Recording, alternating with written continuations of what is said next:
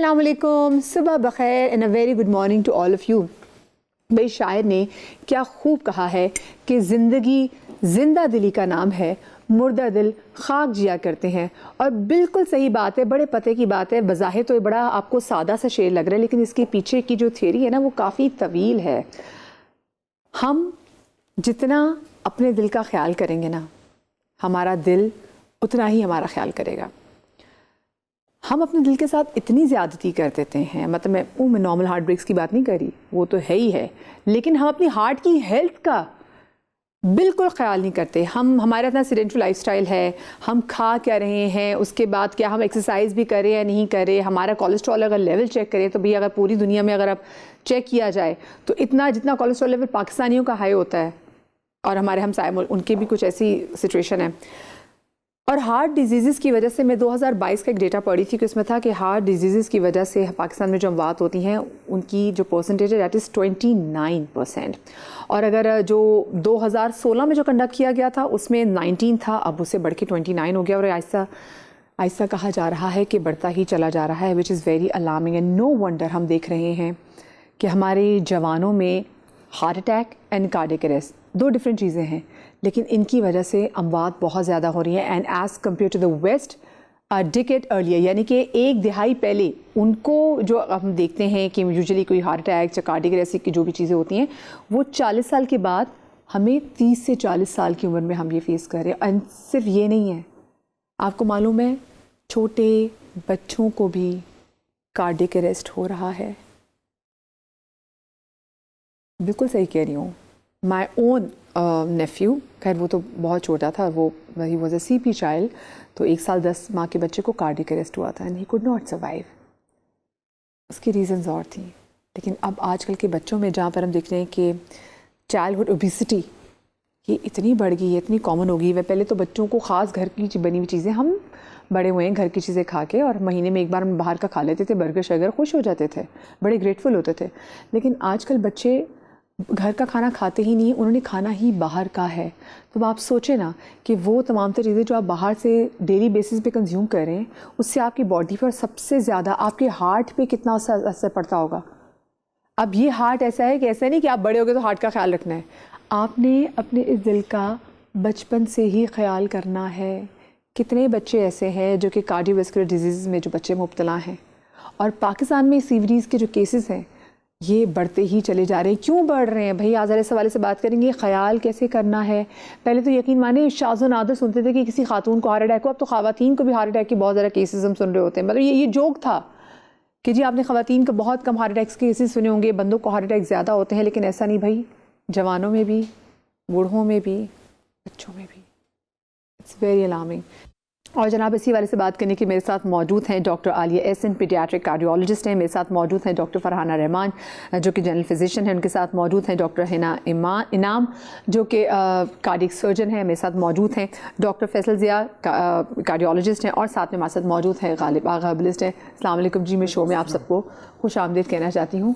और सबसे पहले तो सवाल मेरा आप लोगों से ही है, क्योंकि अब पहले होता था कि हम एक सर्टन एज के लोगों की दिल के अमराज के हवाले से बात करते थे और सुनते थे, अब तो बच्चों में भी दिल के मसले हैं। तो कौन सी एज में वैसे सबसे ज़्यादा मसले हैं? ओके, बच्चों के हवाले से अगर मैं बात करूँगी ना, because I am a paediatric cardiologist, तो सबसे बड़ी बात यह है कि जो मौरूसी बीमारियाँ हैं उसमें दिल की मौरूसी बीमारी सबसे कॉमन है, ये आप याद रखिएगा। उनसे अमवात डेथ भी सबसे कॉमन है all over the world. Second ये है कि बच्चों में जो प्रॉब्लम्स होती हैं बहुत सारी होती हैं, या फिर स्ट्रक्चरल प्रॉब्लम्स होती हैं जिसमें उनके शंट्स होते हैं। शंट्स मतलब लीजन्स, सुराख हो सकते हैं, वाल्व तंग हो सकता है, दिल उल्टा बन सकता है, दिल गलत जगह पे बन सकता है, दिल की शरियानें हो सकती हैं। और जिस तरह बड़ों में होता है ना कि इनमें जो है MI या इसके चांसेस है, बच्चों में कम होते हैं, लेस देन 1% होते हैं। But there are so many things that can lead to that. और मैंने सुना कि आपके हमारे डेमोग्राफिक्स हैं वो भी बड़ा मैटर करते हैं। या जहाँ जिस जगह पे आप पैदा हो रहे हैं वहाँ पे अनफॉर्चुनेटली अगर पूरी दुनिया में अगर प्रेवलेंस 8 to 9 है, तो एशिया में जो प्रेवलेंस है 12 to 13 है पर 1000 life birth. So that is a very high number also. जैसे आगा खान की एक रिपोर्ट भी थी तो मैं उसमें पढ़ी थी कि अगर पाकिस्तान में हम स्पेसिफिकली देखें तो एरिया वाइज, क्योंकि जो मेरे सामने कहा ना कि जोग्राफिकली जिस बड़ी हमें तो बलूचिस्तान में बहुत ज़्यादा हार्ट डिजीज़ बहुत कॉमन है, सिंध में बहुत कॉमन है, ठीक है। अंदरूनी सिंध में एक्चुअली बहुत सारी चीज़ें वो डायग्नोस ही नहीं हुई हैं। अब एक बच्चा है, साइनोटिक है, ये अब फैमिली में शादी की जो आपने बोला कि मौरूसी बीमारी, तो क्या ख़ानदान में शादी की वजह से भी ये that is also a cause, ठीक है। उसके अलावा न्यू म्यूटेशंस होती हैं जिनमें पहली दफ़ा हो रहा है, इस तरह भी होते हैं। फिर इसमें डायबिटीज़ है, बहुत सारे ड्रग्स हैं वो भी कराती हैं जो पता नहीं चलता। और एक और चीज़ ये है कि हमारी जो बहुत सारी मदर्स जो खासतौर पर अंदरूनी सिंध में हैं, they are malnourished. That also leads to malnourished children, जिनमें बहुत सारे प्रॉब्लम्स होते हैं। ऑर्गेनोजेनेसिस सही नहीं होता, उनमें दिल भी सही तरह नहीं। इंटीरियर के तो बहुत से इलाकों में ऐसा ही है, ऐसा ही है। जब आप उन पे काम करेंगे तो पता चलेगा उनमें एक रिस्क फैक्टर जो है मदर्स malnutrition है। जो आपके पास आज ज़्यादातर पेशेंट्स आते हैं उनकी एज जो है वो कौन सी एज ग्रुप में फॉल करते हैं, और साथ में ज़्यादातर क्या जो आप प्रॉब्लम देखने की आ रही है? मदिया, इसमें सबसे पहले तो ये कि पेशेंट एजुकेशन बिल्कुल भी नहीं है। मदर्स नहीं रिकग्नाइज करती, क्योंकि 6, 7, 8 बच्चों में उन्हें पता नहीं चलता कि कौन सा बच्चा कहाँ पर है और वो क्या चीज़ लैग बिहाइंड कर रहा है। जैसे उन्हें भी पता नहीं होता, कुछ भी नहीं पता होता। दूसरा ये कि मेल नॉरिशमेंट इतनी कॉमन है कि किसी को लगता नहीं है कि ये बीमार है, यानी सारे एक जैसे बच्चे होते हैं। मदर को भी इतनी अच्छी हेल्थ नहीं है, बच्चे भी वैसे ही हैं, तो वो उतना रिकग्नाइज नहीं कर पाती। अमूमन व्हेन दे प्रेजेंट के एक जो अलार्मिंग साइन होता है, या जिसपे किसी भी जीपी को या किसी भी उसको पकड़ लेना चाहिए, रिकरेंट चेस्ट इन्फेक्शन हो रहे हो, बच्चा फेलियर टू थ्राइव हो, अप टू द मार्क उसकी ग्रोथ ना हो रही हो, जो कि इतना कॉमन है ना कि अक्सर ये चीज़ें मिस्ड हो जाती हैं। प्लस ये कि जब भी आपके क्लिनिक में आता है तो बच्चे के वाइटल साइंस जैसे उसका हार्ट रेट, उसका पल्स, ये सारा कुछ लेना भी ज़रूरी है, और उसकी चेस्ट हमेशा सुने।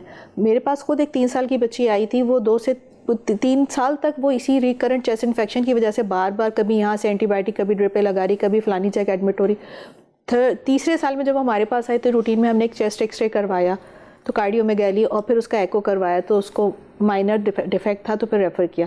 तो बच्चे साइनोस्ड होते हैं। अगर माँ कह रही है बच्चा रोते रोते नीला पड़ जाता है, तो ये पिक करने वाला साइन है, इसको उसको देखना है कि बाज़-औक़ात वो चंद सेकंड के लिए ही नीला होगा, लेकिन होगा। अब उसमें सेंट्रल है या बच्चा शावर के बाद भी ना अब वो देखते हैं कि ठंडा पड़ जाता है, ठंडा पड़ जाता है। अगर ये भी कंप्लीट है तो एवेल्यूएट करने में कोई हर्ज नहीं है। ठीक है। और कुछ आपकी एग्जामिनेशन पे काफ़ी साइंस, क्लबिंग जैसे उन्होंने कहा यहाँ नाखूनों की शेप डिफरेंट है।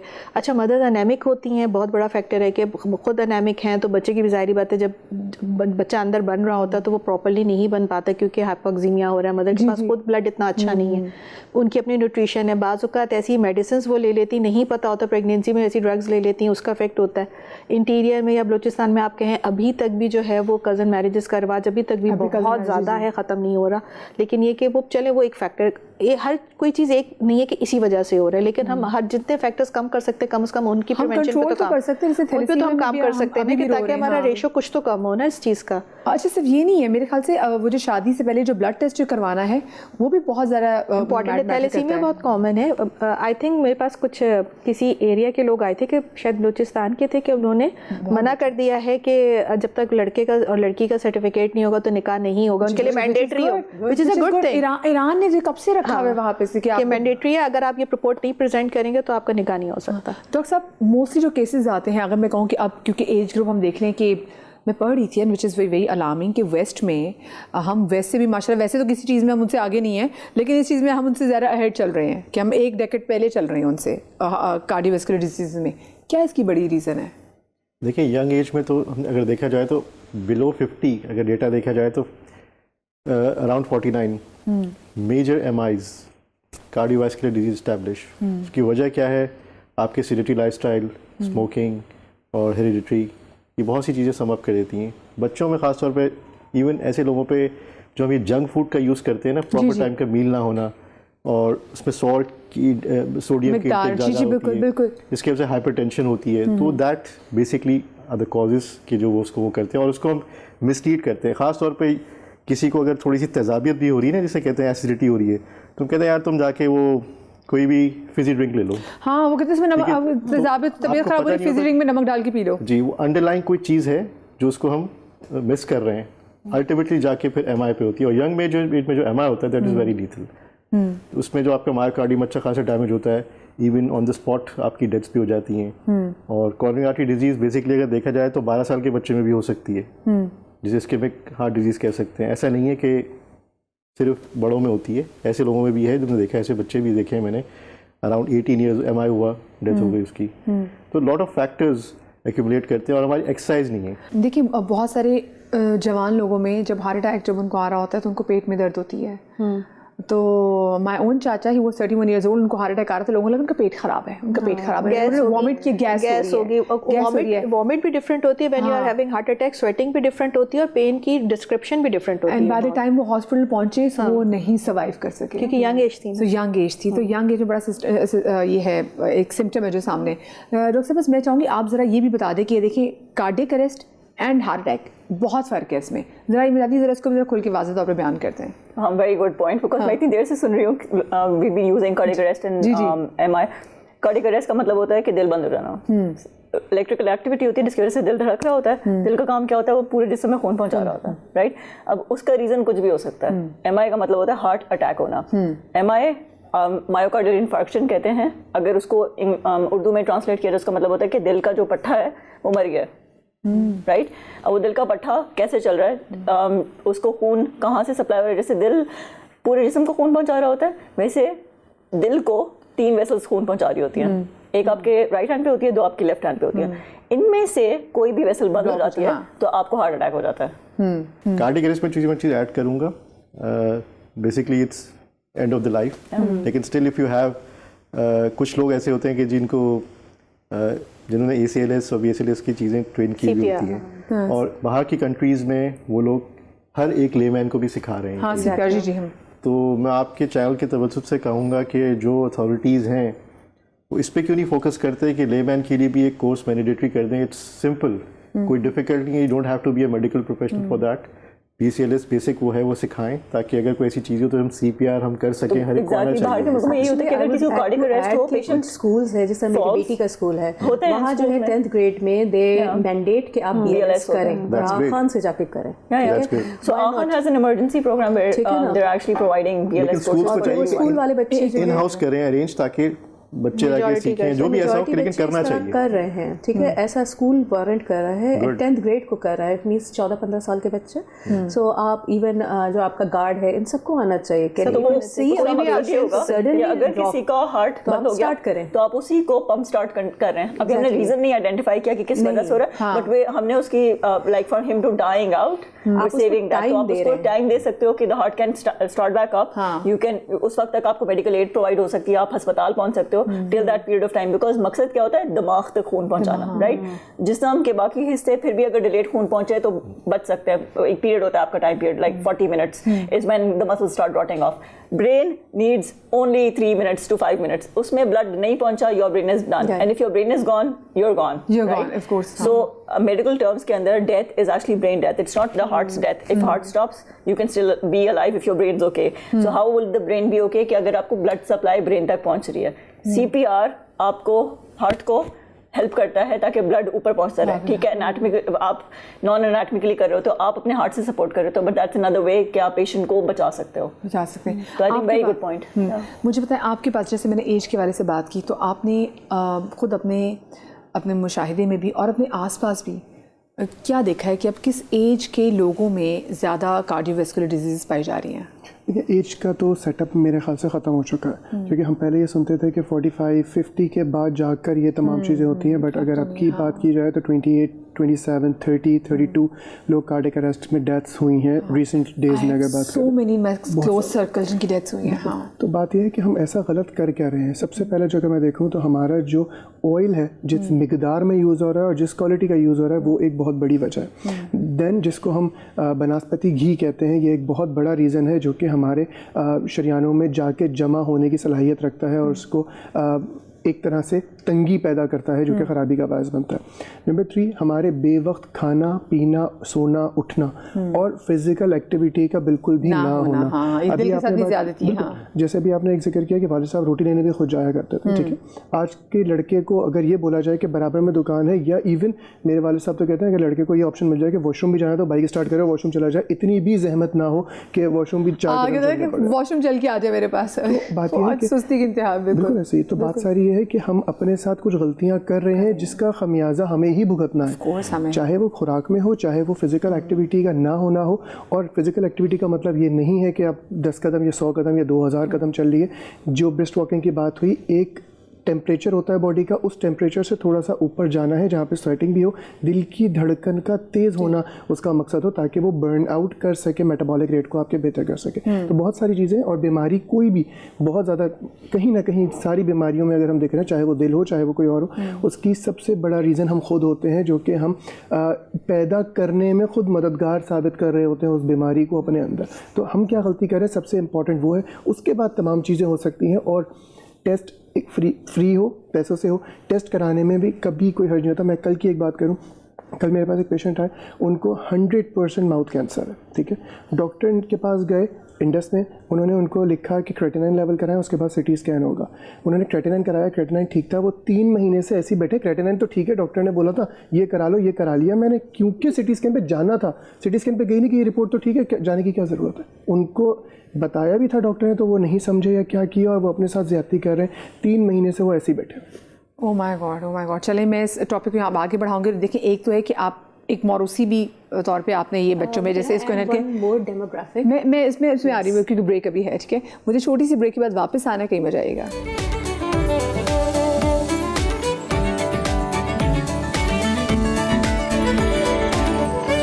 जी जनाब, welcome back after the break. और ब्रेक पर जाने से पहले, जैसे गालिब ने हमसे शेयर भी किया कि 2 टेस्ट, एक तो क्रिटिनाइन का आपने कराना था, उसके बाद फिर सिटी स्कैन के लिए जाना था, और अभी आप वही बता रही थी कि इंपॉर्टेंस क्या है इसकी। इसकी बहुत बड़ी इंपॉर्टेंस ये थी कि क्रिटिनाइन एक्चुअली अगर नॉर्मल होगा तो फिर, क्योंकि सिटी स्कैन में आप डाई देते हैं, तो वो किडनी से आपका जो है एक्सक्रीट होता है। सो अगर वो नॉर्मल काम कर रहा है तो फिर आप सिटी स्कैन करा सकते हैं, वरना नहीं करा सकते। Then you have to go for this dialysis and stuff. तो अगर वो नॉर्मल था तो इसका मतलब वो करवा सकते थे, और उन्होंने वहीं पे काम रोक लिया, वहीं पे रोक लिया। अच्छा, दूसरी बात यह कि आप डिफरेंट एज ग्रुप्स बता रही थी ना, कि पूछ रही थी कि कौन से एज ग्रुप्स हैं फॉर दिस हार्ट डिजीज। एक और डेमोग्राफिक है pregnant women's with cardiac diseases. That's a very big demographic, और इनको लोग अक्सर जो है इग्नोर करते हैं, बिकॉज दे हैव, और ये नंबर 1 कॉज है of cardiac failure in women who are pregnant and also have a heart disease for any reason. ठीक है, हम हार्ट डिजीज में बहुत सारी फीमेल, जैसे पहले 2 उसमें ट्राइमेस्टर्स में उनको बहुत ज़्यादा नॉजिया वाला भी होता है, तो वो तो और इसको उसमें खराब कर देता होगा सारी सिचुएशन को। कार्डियो ऑप्स की हम लोगों ने ओपीडी स्टार्ट की है, 3 साल से हम लोग कर रहे हैं। इसमें any women with cardiac disease who is also pregnant, वो हमारे with any reason, means it can be congenital part में देखते हो, फीटल पार्ट में देखते हो, it can be due to vascular diseases, MI, it can be due to any, not because of the rheumatic heart disease, rheumatic की वजह से एक वाल्व लगा हुआ है, और वो she is on these medications that can cause fetus के लिए जो है वो एम्ब्रियोजेनिक है। तो ये बहुत सारी चीज़ें हैं, तो हमने इसके लिए एक ओपीडी स्टार्ट किया। So these women who have heart disease, जो ऑलरेडी प्रॉब्लम है, दे हैव एडिशनल प्रेगनेंसी, जो कि एक ऑल्सो कार्डियक प्रॉब्लम है। मीन्स उसमें जो है आपका वॉल्यूम ऑफ ब्लड बढ़ जाता है। हेल्दी हार्ट होना कितना ज़रूरी है थ्रूआउट द प्रेगनेंसी। सो ऐसी सूरत में जब बच्चा पैदा होता है, उसको क्या क्या रिस्क होते हैं? तो इसके लिए हम लोग यही सारी, इसलिए हम लोगों ने इसमें एक मल्टीडिसिप्लिनरी अप्रोच बनाई है, जिसमें एक अडल्ट कार्डियोलॉजिस्ट, पीडियाट्रिक कार्डियोलॉजिस्ट, एक गायनेकोलॉजिस्ट, हमारा anaesthesia, pharmacist, everyone is on board at that time and looking at the patients. तो अगर जिस तरह मैं अब एक एग्जांपल देती हूँ, उस दिन 2 weeks back I had this mother with twin pregnancy, उसका मुझे फीटल इको करना था। मैंने उसको बुला लिया आराम से JPMC से। सो 1 fetus हैड, अच्छा उसके सारे फीटल इको नॉर्मल आ रहे थे, लेकिन नॉर्मल क्या आ रहे थे, वो रिपोर्ट जब मैंने बाद में देखी तो दे हैड 2 अलाइव, उनके क्या लाइफ पैरामीटर से कुछ नहीं लिखा हुआ था। when I saw the report, one had died and the other was having problem because of that, and this would always also affect the mother. ठीक है, तो उस वक्त मैंने जो है फिर टीम को बताया कि और कितने वीक्स से उनकी she was 23 weeks। ठीक है, मैंने उसी वक्त टीम को इन्फॉर्म किया, मैंने बताया, और दूसरे को अगर बचाना है तो we have to do something. फिर doctor Hana is the director of this program, उन्होंने जो है एनेस्थीसिया को हमारे अपने कार्डियक सेंटर में वी परफॉर्म दीज सेक्शंस ना। हमने gynaecologist from JPMC, they came, they evacuated, one had died and the other one survived just because of immediate हम लोगों ने उनको दिया है। So these are something that we are doing, and this is another demographic जिस पे लोग अमूमन बात नहीं करते हैं, but this is very important. इसका मतलब है इसकी वजह से स्टिल बर्थ्स भी, ये तो आप ट्विन आप केस बता रही हैं, इसका मतलब है कि स्टिल बर्थ्स के भी इसकी वजह से चांसेस हैं. वो भी एक बहुत सारी कहानी है मेरे पास, but they are so कुछ बहुत डिप्रेसिंग है and everything. It's not one. जिस तरह एक 19 unfortunately एक 19-year-old एक congenital problem mother, she had मतलब उसकी वजह से उसका दिल कमज़ोर हो गया था. That was another. Now she is pregnant. So इसमें added problems हो गए. उसको हम लोग, अब मसला ये है कि वो लोग देर से आ रहे हैं 6 months पे, हम उनको टर्मिनेट भी नहीं कर सकते. उसको मैंने बुला लिया था अपने उसके लिए, जब मैंने बुलाया उसको फीटल उसके लिए, तो the fetus was not alive. Mother was in sepsis, means उसकी वजह से mother, and unfortunately she died at that time. Oh my God. अच्छा, आप डॉक्टर साहब क्या ऐड करना चाह रही थी? I was just adding this because yes, what she said is very true. यही होता है, हमारे पास पेशेंट्स आती हैं बहुत young who already have a valvular problem. Valve disease के हमारे पास पाकिस्तान के अंदर एक बीमारी है जिसको रोमैटिक हार्ट डिजीज़ कहते हैं. रोमैटिक हार्ट डिजीज़ का मतलब होता क्या है कि वो पेशेंट्स जिनके सपोजली दांत के अंदर कोई इन्फेक्शन हो या कोई डेंटल वर्कअप हुआ हो, जी and that can lead to heart problems in your valves. ये सुन ले ज़रा, बहुत से लोग आप कहते हैं ना कि जी दांतों का क्या ताल्लुक, दांतों की केयर नहीं कर रहे होते. Yes, you need to go to a proper dentist and you need to be taking certain antibiotics, right? And then you need to be followed up for your heart. If you've had this, we've been very actively working on rheumatic heart disease in women. हमारे पास तो बहुत आता है कि औरतें pregnant हैं, उनका heart ख़राब हो, लाइक वाल्व जो ख़राब हो गया, and that valve needs to be replaced. So while she's pregnant and has that kid, we operate on those women. And they've done really well. I recently went to New York to present one of our case series that we did on mitral pregnant women, जिनके mitral valve replace किए थे. But this is very common. हमारे पास बहुत सारी मेरे साथ एक और डॉक्टर होती हैं, doctor फरहाला. She does valvular pregnant women की valvular heart disease. ये डॉक्टर मैं चाहूँगी थोड़ा सा आम फहम ज़बान में भी ना, ताकि लोगों को देखें. उनका तो दिल के अंदर जैसे 4 हिस्से होते हैं और हर हिस्से पे एक दरवाजा अल्लाह मियां ने बनाया है, राइट? उससे ये होता है कि एक जगह से दूसरी जगह खून जाता है. इन दरवाजों को वाल्व्स कहते हैं, ठीक है? एक तो हमारी जनरल पॉपुलेशन को ये इन्फॉर्मेशन है कि जैसे उनका हार्ट अटैक होता है तो उनको वो कहते हैं कि वाल्व्स खराब हो गए. वाल्व्स नहीं खराब होते हैं, उनकी वेसल्स खराब होती हैं. वेसल्स का मतलब होता है शरीयाने, राइट? अब जब ये दरवाजे खराब हो जाते हैं तो आपको वाल्वुलर हार्ट डिजीज होता है. हमारे इसके बहुत डिफरेंट रीजंस हो सकते हैं कि जिसकी वजह से ये वाल्व खराब हो जाए. उनमें से सबसे ज़्यादा कॉमन रीज़न जो हमारे पाकिस्तान के अंदर है वो रोमैटिक हार्ट डिजीज़ है, राइट? वही जैसे कहा कि अगर डेंटल इन्फेक्शन हो लंबे अरसे के अंदर, वो ट्रीट सही तरीके से ना हुआ हो, तो वही जरासीम जाके दिल के वाल्व्स को अफेक्ट कर सकते हैं और फिर इन दिल के दरवाज़ों को या तो तंग कर सकते हैं या फिर उनके फंक्शन को ख़राब कर सकते हैं. डॉक्टर साहब, ये दांतों की जो प्रॉब्लम है, मैं हमेशा से, मैं अब आप लोग बोलेंगे मैं वेस्ट की मिसाल क्यों देती हूँ कि वेस्ट में अगर आपको अपनी प्रेगनेंसी भी प्लान करनी हो तो यू गेट डन. आपको इतने जितने भी दांतों की चीज़ें होती हैं आप प्रॉपर एक चेकअप करा लेते हैं, क्योंकि इन केस आपको कोई अगर कैविटी वगैरह की ऐसी कोई भी प्रॉब्लम हो तो उससे आपके स्टिल बर्थ्स की का मसला हो सकता है. ये बड़े बड़े डेंटिस्ट भी कहते हैं. सो प्लीज़ हर चीज़ आपस में एक तरीके से ना इंटरकनेक्टेड, क्योंकि आप जो खा रहे हैं आपके मुंह के थ्रू जा रहा है ना, तो उसको आपने देखना है. अच्छा, मुझे बताएं, हम तो जैसे लोगों के दिलों के वाले से बात करते हैं कि भाई ओहो ये बड़े साफ दिल का है, बड़े अच्छे दिल का है. आपके पास जब आप तो लोगों के दिल खोल के देख रही होती हैं. हमारे पास बहुत फनी स्टोरीज हैं. हमारे पास पेशेंट्स आते हैं, when we operate on them post operatively, बहुत सारे we get asked a lot of funny questions कि ओ मेरे दिल के, इनके दिल के अंदर मेरी तस्वीर थी. बीवियाँ पूछती हैं लाइक नहीं ऐसा कुछ भी नहीं, ऐसी कोई चीज़ नहीं थी, मैं दिखा नहीं सकती. तो हमें हर तरह के फनी क्वेश्चंस पूछे जाते हैं. लेकिन कैसे आप, आई एम श्योर जब आप देखती होंगी, जैसे अगर छोटे किसी बच्चे की हार्ट सर्जरी है तो उसका तो दिल मतलब ऑफ कोर्स एक फ्रेश ऑर्गन है ना. लेकिन आजकल क्योंकि since people are into drugs, बच्चे, मैं बहुत इसको हाईलाइट भी करती हूँ, वेप बहुत ज़्यादा कर रहे हैं, स्मोकिंग बहुत ज़्यादा कर रहे हैं, और अब से स्मोकिंग नहीं, स्मोकिंग के साथ और बहुत सारी चीज़ें ऐड हो गई हैं. इससे दिल पे क्या इम्पैक्ट होता है? तो जब भी किसी पेशेंट को प्रिपेयर कर रहे होते हैं ऑपरेशन के लिए, तो we see all of these things. हम सिर्फ उनका दिल नहीं देख रहे होते कि हमने चलो एको करवाया, एंजियो करवाई, उनकी शरीयानें ख़राब हैं या उनके दिल का फंक्शन कैसा है, सिर्फ ये नहीं देख रहे होते. हम ये सारी चीज़ें भी देख रहे होते हैं कि सपोजली एक पेशेंट मेरे पास आया, 40 साल का शख्स हैं, उनको ब्लड प्रेशर है, शुगर है, और वो वेप करते हैं. पिछले 50 साल से वो वेप कर रहे हैं, या 50 साल से वो 40 साल के थे, 50 साल से.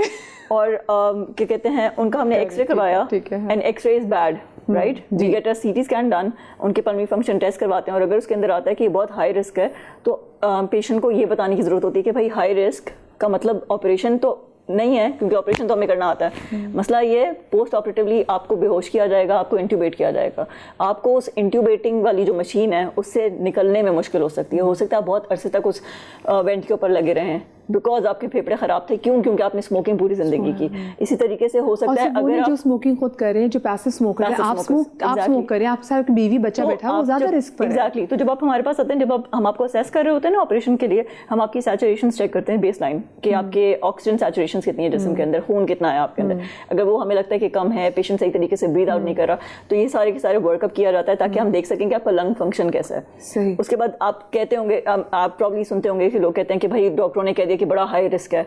तो ये जानने की बहुत अशद जरूरत होती है कि हाई रिस्क किस तरीके से, क्या वो सिर्फ दिल की तरफ से हाई रिस्क है, क्या फेफड़े उसके इतने खराब हैं कि जब पोस्ट ऑपरेटिव ऑपरेशन तो सही हो जाएगा मगर वो उस वेंट की मशीन से बाहर नहीं आ पाएगा। Oh my God. लोग हमारे पास आते हैं वो ऑपरेशन से नहीं डरते, वो बेहोश होने से डरते हैं कि नहीं ये फिर मर जाएगा। This is so common in Pakistan. तो दे नीड टू अंडरस्टैंड के वेंट से डरने की जरूरत नहीं है। अगर आपकी लंग फंक्शन सही है, इफ कोई और को तो आप आ जाएंगे आप वापस, आराम से हर दूसरा बंदा हम इंट्यूबेट करते हैं, एक्सट्यूबेट करते हैं, दैट्स अबाउट इट। एक छोटी सी मुझे यहाँ पे ब्रेक लेनी है, ब्रेक के बाद हाजिर होते हैं, कहीं मत जाइएगा।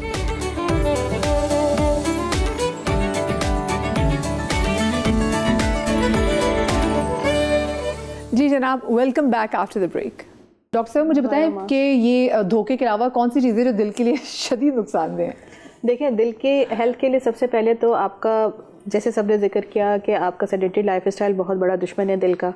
सेकेंडरी आपका नमक का इस्तेमाल बहुत ज़्यादा दुश्मन है, क्योंकि आप जो नमक जो आपके खाने में पकता है दैट इज़ इनफ। अगर आप सिंपल वर्ड्स में समझो तो आपने बस छिड़क के नहीं खाना। डॉक्टर साहब जैसे आपकी हाई ब्लड प्रेशर, आपका कोलेस्ट्रॉल लेवल का हाई होना, ये सब वो डायबिटीज़, ये सारी चीज़ें देखें फैक्टर्स है ना। हार्ट खाली अकेला नहीं है, उसके साथ सारी चीज़ें जुड़ी हुई हैं। वो दूसरे ऑर्गन्स के लिए रिस्पॉन्सिबल है, दूसरा ऑर्गन्स उसके लिए रिस्पॉन्सिबल है। तो ये एक पूरा सिस्टम चलता है। कोई एक भी फैक्टर ख़राब होगा तो वो दूसरे को इवेंचुअली ख़राब करेगा। जिसकी लॉन्ग स्टैंडिंग हाइपरटेंशन है या शुगर है, वो इवेंचुअली आपके हार्ट को और आपके गुर्दों को अफेक्ट करती है और इनडायरेक्टली आपका ब्लड प्रेशर ठीक होने के बजाय मज़ीद ख़राब हो जाता है। अच्छा, लोगों को ये समझ नहीं आती, ब्लड प्रेशर था तो हमने दवाई खा ली। ब्लड प्रेशर का मेंटेन होना बहुत ज़रूरी है, शुगर को कंट्रोल में होना बहुत ज़रूरी है। जो आपके हाइज लोज होते हैं, हाई ब्लड प्रेशर एक दफ़ा 180 और 120 चला गया तो कोई बात नहीं, उसके बाद तो मैं दवाई जब खाती हूँ जब मुझे डॉक्टर कहता है कि हाई हो। शुगर का कंट्रोल नहीं रखते कि बहुत ज़्यादा हाई होने लगी तो दवाइयाँ, ब्लड प्रेशर वाले अपनी दवाई भूल जाते हैं। मतलब आप एंडस में तो आप यकीन जाने सुबह सर्दियों में हर एक, आज जैसे मेरी आज सुपरविजन है, मैं जाऊंगी 4 या 5 केसेस तो मैं उनको एंटी हाइपरटेंसिव दूंगी। रीज़न क्या जी, हॉस्पिटल आना था तो सुबह दवाई नहीं खाई। तो हॉस्पिटल वाले कॉमन है ये इतना, क्योंकि हम दवाई दे रहे होते थे। तो मैं आपसे एक वजाहत चाहूँगा इसी बात पे कि अक्सर पेशेंट ये छोड़ देते हैं कि नहीं, हम लेते हैं तो हम ड्राउजी महसूस करते हैं, थकन महसूस करते हैं और हमारा ब्लड प्रेशर बहुत नीचे चला जाएगा। तो इसकी भी वजाहत कर दें। इसकी भी वजाहत देखिए, हम हमेशा जब भी पेशेंट को दवाई देते हैं या ब्लड प्रेशर की या शुगर की, हम कहते हैं मॉनिटरिंग के साथ आएँ, मॉनिटरिंग के साथ आएँ, चार्ट के साथ आएँ कि अगर हो सकता है कि एक दफ़ा बहुत ज़्यादा हाई हो रहा था, हमने हाई डोज दे दी तो अब वो उसको सूट नहीं करी, क्योंकि उसने हो सकता है अपने लाइफस्टाइल पे भी वर्क किया, उसने एक्सरसाइज भी शुरू कर दी, उसने नमक भी कम कर दिया, तो प्रेशर उसके थोड़े कंट्रोल में रहने लग गए।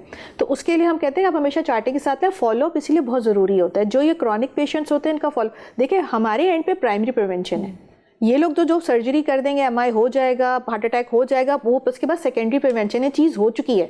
लेकिन उससे पहले प्राइमरी प्रिवेंशन का गोल यही होता है कि आप वहाँ तक पहुँचे ना, आपके कोलेस्ट्रॉल कंट्रोल में हो। बाज़-औक़ात कुछ मॉडिफाइबल फैक्टर्स होते हैं, जैसे कि जिसमें आपका वेट है, आपकी डाइट है, आपका लाइफ स्टाइल है। कुछ नॉन होते हैं, जैसे अगर आपको फैमिलियल हाइपरकोलेस्ट्रीमिया है तो आप थिन लीन भी होंगे तो आपका कोलेस्ट्रॉल बढ़ रहा है, हायर साइड पर आएगा, लेकिन वो आपके लिए नुकसानदेह, तो आपको उसको कंट्रोल में रखना है। लेकिन पता भी तो हो ना, अवेयरनेस भी तो हो लोगों को। ये बहुत करते हैं कि हम 3 साल से ले रहे हैं दवाई, अब तो ब्लड प्रेशर कंट्रोल रहता है। भाई इसी वजह से तो कंट्रोल था कि आप दवाई ले रहे थे, आपने लेना बंद हो गया, not checked, that is why you are here in front of me. Heart attack के बाद छोड़ के आ जाते 1 साल के बाद, भाई 2 साल खा ली थी, साल खा लिया था, अब तो हम बिल्कुल ठीक है। या हम कहते हैं दोबारा उनके अंदर कोई स्कैन हो, वो आप लोगों को नजर ना आ रहा हो, वो खुद अपने स्कैन पे दवाई दी थी कि दोबारा ना हो। ये नहीं कहा था कि आप ठीक हो गए, ये बुखार नहीं था, टाइफाइड नहीं था, कि ठीक हो गया तो हो गया। डॉक्टर साहब ने कहा था ना कि 18 ईयर्स ओल्ड में जो है एमआई है, फेमिलियल हाइपरकोलेस्टेरोलेमिया इज अ कॉज। बहुत सारे पेशेंट्स आ रहे होते हैं, लेकिन वो सेकेंडरी हाइपरटेंशन की कॉजेज है जो यंग एज में। दीज आर थिंग्स जो आप मॉडिफाई कर सकते हैं, क्योंकि इनके जो है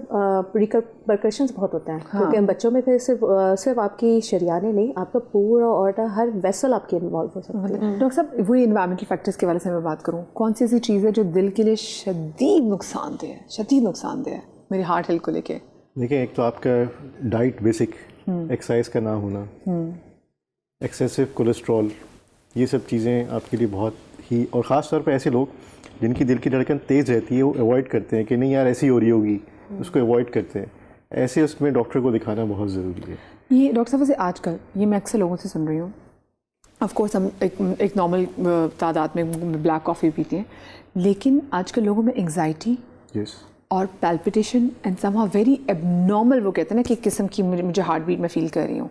तो अगर ऐसा किसी के साथ हो तो ये इसको क्या इंडिकेट करता है, उसको क्या करना चाहिए? देखिए, एंग्जाइटी की वजह से जो हो रहा है उसको ओवरकम किया जाता है, लेकिन अगर उसकी वैसे दिल की धड़कन ज़्यादा रह रही है, जैसे टैकीकार्डिया कहते हैं, और उसमें कोई प्रॉब्लम हो रही है तो उसको हमें डेफिनेटली इलेक्ट्रोफिजियोलॉजिस्ट, कार्डियोलॉजिस्ट होते हैं, उनसे रेफ़र करना चाहिए ये क्यों हो रही है, हार्ट की पेसिंग सही हो रही है नहीं हो रही। तो इसके लिए बहुत ज़रूरी है। अक्सर लोग ख़वातीन में ख़ास तौर पे जिन पे, और मर्दों में भी, थायराइड जिनका बहुत ज़्यादा अप एंड डाउन होता है, उसके अंदर हार्ट रेट थोड़ा ज़्यादा चल रहा होता है, हम अवॉइड करते हैं, बैठ जाओ ठीक हो जाएगा, यंग एज है बैठ जाओ कुछ नहीं, इट शुड नॉट बी। हमें उसको देखना चाहिए कि इसमें क्यों ऐसा हो रहा है। हम इस चीज़ों को मिस करते हैं, ख़ास तौर पे एस्प्रिन, ठीक है ना, अक्सर, और जैसे डिस्प्रिन एस्प्रिन जिसे वो भी कहते हैं, वेरी हाई ब्लड प्रेशर, ठीक है, हम कहते हैं यार 2 गोलियाँ खा लो उसकी, इट्स वेरी डेंजरस। अगर आप बहुत हाई ब्लड प्रेशर में एस्प्रिन वो ले रहे होंगे तो it can cause something in the brain. ऐसे ब्लीडिंग आपको हो सकती है? जी हो सकती है, बिल्कुल हो सकती है, इंटरनल ब्लीडिंग हो सकती है, बिल्कुल हो सकती है, ब्रेन हो सकता है। तो हर चीज़ जो ये देसी टोटके होते हैं ना, इससे पहले होते थे, मानते हैं, अक्सर करते थे लोग, लेकिन स्टिल अब चीज़ें एडवांसमेंट हो गई हैं, तो व्हाई नॉट अडॉप्ट दैट। बिल्कुल, हाँ। हम लोग लेटेस्ट स्टेज में आके करते हैं यार अच्छा ये हो गया। देखिए, डायग्नोसिस तो डॉक्टर साहब बहुत बहुत मैटर करता है। जी बिल्कुल। अब बगैर उसके लोग कुछ कर डरते नहीं हैं, सकते। देखें कि ट्रीटमेंट्स कितनी है, एंजियोप्लास्टी, ठीक है जी, स्टेंटिंग, बाईपास सर्जरी, ठीक है जी, ये हमने कर लिया। अब ये 2 ऑप्शन है, 2 लोग भागते हैं कि नॉन इन्वेसिव की तरफ भी जाते हैं। There is third non invasive treatment available in Pakistan also, that is called EECP, that is enhanced external counter pulsation, and I have the edge that I started in 2003 in Pakistan. मेरे 3 centres थे, Karachi, Islamabad and Peshawar. हम उन patients को करते थे जिनका bypass हो चुका हो, एंजियोप्लास्टी हो चुकी हो, या उनकी कोरोनरी एनाटॉमी ऐसी है कि जिसमें हम कुछ नहीं कर सकते, they are on medications, lifestyle modification, still they have to visit, खास तौर पे heart failure patients, they have to visit ER very frequently. So US से अडैप्ट हुई थी ये treatment, it's a 35 days procedure. So इसमें काफ़ी अच्छा उसका रोल था। तो लोगों का जो ये डर खौफ है ना कि ट्रीटमेंट्स लिमिटेड है, सिर्फ सर्जरी होगी, एंजियोप्लास्टी होगी, थर्ड ऑप्शन, लेकिन under the advice of a physician. तो इसका मतलब ये है कि आपको कोई भी ऐसा प्रॉब्लम हो, कंसल्ट योर फिजिशियन फर्स्ट। ये मत समझे कि that is the end. Her cheese treatable है सिवाय मौत के। बिल्कुल। अच्छा, आजकल क्योंकि देखिए हमारे सोसाइटी में अब बच्चों में भी एक तो स्ट्रेस लेवल, पढ़ाई का मतलब कोई शक नहीं है, बच्चों में बहुत ज़्यादा स्ट्रेस है। बच्चे काफ़ी देर का, हाँ, हमने एक शो किया जिसमें डॉक्टर साहब बता रहे थे कि एक बच्ची 11-12 साल की थी और उसको प्रॉब्लम थी, उसने कहा नहीं मैं ये नहीं ले सकती क्योंकि मेरा टेस्ट है। बिल्कुल। तो वो बच्चों को भी माँ बाप की तरफ से भी कंपटीशन है, बच्चे स्कूलों में भी कंपटीशन की एक फ़िज़ा है, बच्चे अपने पर बहुत ज़्यादा स्ट्रेस ले रहे हैं। इसकी वजह से हम देख रहे हैं कि बच्चों में भी ये प्रॉब्लम आ रही है। स्ट्रेस के अलावा जो बड़ों में भी है, आप और क्या देखने के रीजंस, सर्कमस्टांसेस में जिसकी वजह से ये अब, क्योंकि देखें ना 29% बढ़ गया हुआ है, क्या रीज़न हो सकती है? देखिए, स्ट्रेस ना सिर्फ ये कि दिमागी मामला, दिल के मामला, ओवरऑल गट हेल्थ को भी डैमेज कर रहा होता है, ओवरऑल आपकी जो एक फिजिक होती है उसको भी डैमेज कर रहा होता है। स्ट्रेस है किस चीज़ का, किस दौड़ में हम भाग रहे हैं, हमें ये चीज़ पहले देखनी पड़ेगी कि हम करना क्या चाह रहे हैं, अचीव क्या करना है, और हर बंदा बराबर नहीं है। मैं अगर चाहूँ कि मैं डॉक्टर साहबा की सीट पर 5 साल बाद बैठ जाऊँ तो उनकी 5 साल की मेहनत है, लेकिन शायद वो बहुत ज़्यादा केपेबल है मुझसे, तो वो 5 साल में उन्होंने उस हद तक पहुंच गई, शायद मैं नहीं पहुंच सकता। मैं ज़रूरी नहीं है कि उन्होंने 5 साल में मेहनत की है तो मैं गधा घोड़ा बन के उनके पीछे लग जाऊंगी, नहीं मुझे उनकी सीट पे बैठना है 5 साल में, वो पॉसिबल नहीं है। एक छोटी सी मिसाल, घर में 3 बच्चे हैं, 4 बच्चे हैं, चारों एक ही माँ बाप के बेटे हैं, बच्चे हैं, एक ही खुराक खाई है, एक ही रूटीन ऑफ लाइफ है, लेकिन सबकी नेचर डिफरेंट होगी, सबके मामला डिफरेंट होंगे, सबकी बीमारियाँ डिफरेंट होंगी। तो कहीं ना कहीं इन सारी चीज़ों का ताल्लुक होता है। दूसरी बात, मैं वजाहत दोबारा एक और बात की करूँगा। अक्सर पेशेंट आते हैं, मेरे पास ज़्यादा आते हैं, डॉक्टर्स के पास शायद जाके बोलते नहीं है, मेरे पास तो बहुत आते हैं इस तरह के। ब्लड प्रेशर की दवाई डॉक्टर ने दी थी, हमने जब बढ़ता है तब खा लेते हैं। मैं एक छोटी सी मिसाल दूँ, 10 साल आपको हो गया ब्लड प्रेशर के मरीज, 10 साल तक आपने रेगुलर दवाई की, मैं एक एग्जांपल दे रहा हूँ, ठीक है। आपने 2 दिन छोड़ी और खुदा ना खास्ता उसी दिन आपका ब्लड प्रेशर बढ़ा और आपको स्ट्रोक हो गया, तो जिम्मेदार क्या वो 10 साल होंगे या वो 2 दिन होंगे? इतना बड़ा रिस्क उस छोटी सी गोली का लेना चाहिए या नहीं लेना चाहिए, मैं तो ये सवाल करता हूँ। और ना ये सिर्फ कि आप अपने लिए नुकसान करते हैं, आपके जो घर वाले हैं वो उससे कितना नुकसान करते हैं, और आप अगर पैरालाइज हो गए तो आपकी ज़िंदगी और दूसरों की ज़िंदगी कितनी मोहताज है। भाई ये सब जो अगर खुदा ना खास्ता जब आपकी सेहत के साथ मामलात ख़राब होते हैं ना, तो जो आपके दिल के जो क्राइम पार्टनर्स हैं, इसमें आपको पता है डायबिटीज़ भी मेजर साथ होती है, ये पीछे पीछे आ रही होती है इसकी, कहते हैं चलो करते हैं, मारो इसको, ये सब चीज़ें ना। ब्रेक मुझे लेनी है, ब्रेक के बाद हाजिर होते कहीं में जाइएगा।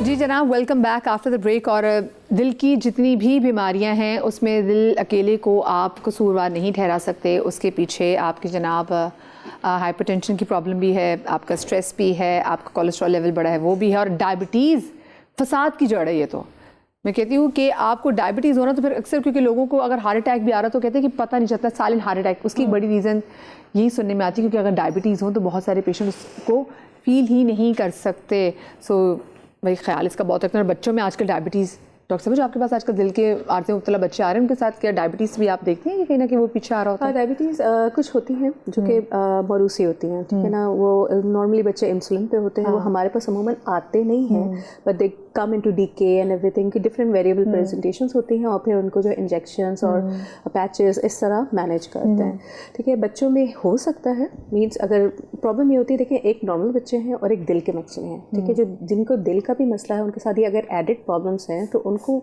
आप ये समझ लें कि एक ये प्रॉब्लम है तो उसमें आप एक सेकंड चीज़ ऐड करते हैं, फिर थर्ड चीज़ ऐड करते हैं। लेकिन हमारे यहाँ जो अमूमन मल्टीप्लाई हो जाते हैं, हमारे डायबिटीज़ के साथ ब्लड प्रेशर्स के साथ आते हैं बच्चे। That is a very big problem. बच्चों को ब्लड प्रेशर? Yes exactly. मेरे पास 3 साल का बच्चा आया था अभी ओपीडी में, तो हम लोग वो ये मेरा फेलो लेकर आया, मैंने कहा अब we have to rule out. क्यों? उसमें रीनल आर्टरी स्टेनोसिस निकला, एक और 6 महीने का बच्चा था, कॉक्टेशन निकला उसमें। These are modified। लोगों को बताएं कि क्या है। अच्छा, इसमें देखिए अगर ब्लड प्रेशर बच्चों में है तो उनको हम कहते हैं essential hypertension, secondary hypertension. Essential 3 साल का बच्चा, 3 साल का बच्चा, 6 साल का बच्चा, 12 साल का बच्चा, मैं 3 एग्जाम्पल्स दे देती हूँ, और 6 महीने का बच्चा, ठीक है।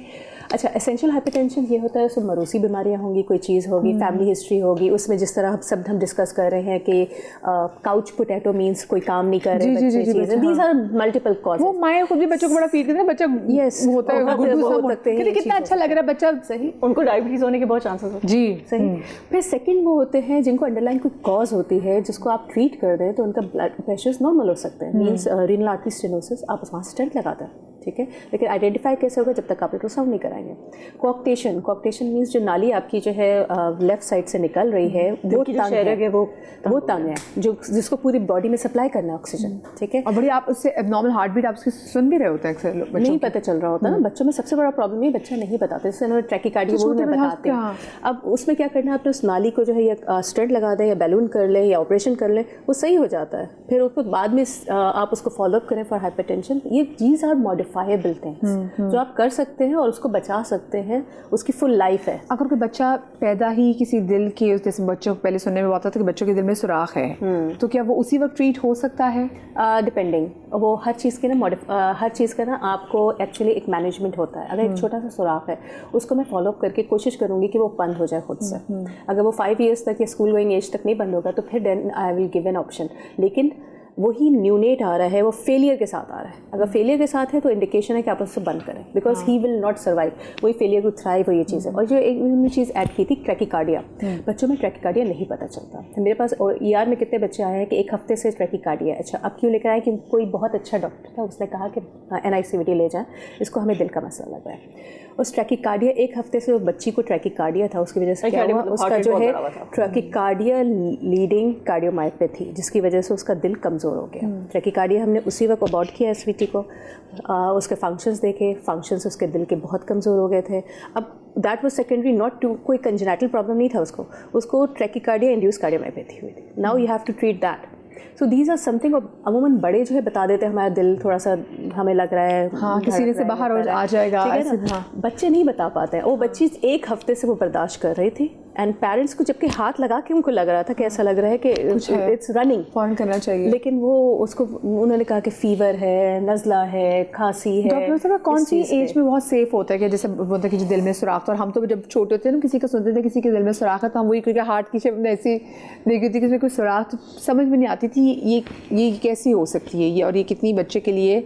और अगर बहुत से लोग कहते हैं कि हमने इसको ट्रीट नहीं किया, डॉक्टर ने कि इसको ट्रीट करने की ज़रूरत नहीं है, तो क्या ऐसा लोग हैं जो ज़िंदगी भर इसके साथ गुजार देते हैं? हमें पता है कि दिल के 4 खाने होते हैं, राइट? एक खाने से दूसरे खाने में खून जाता है। अब इन 4 खानों के बीच में दीवारें होती हैं। अब किसी एक दीवार के अंदर सुराख हो जाए तो क्या होगा कि तो एक दिल का जो हिस्सा है उसमें गंदा खून होता है, दूसरे हिस्से में साफ खून होता है। साफ खून वाला पूरे जिस्म में खून पहुंचा रहा होता है, गंदा खून फेफड़ों के अंदर जा रहा होता है और वहाँ से साफ होकर आ रहा होता है उल्टे हिस्से में, राइट?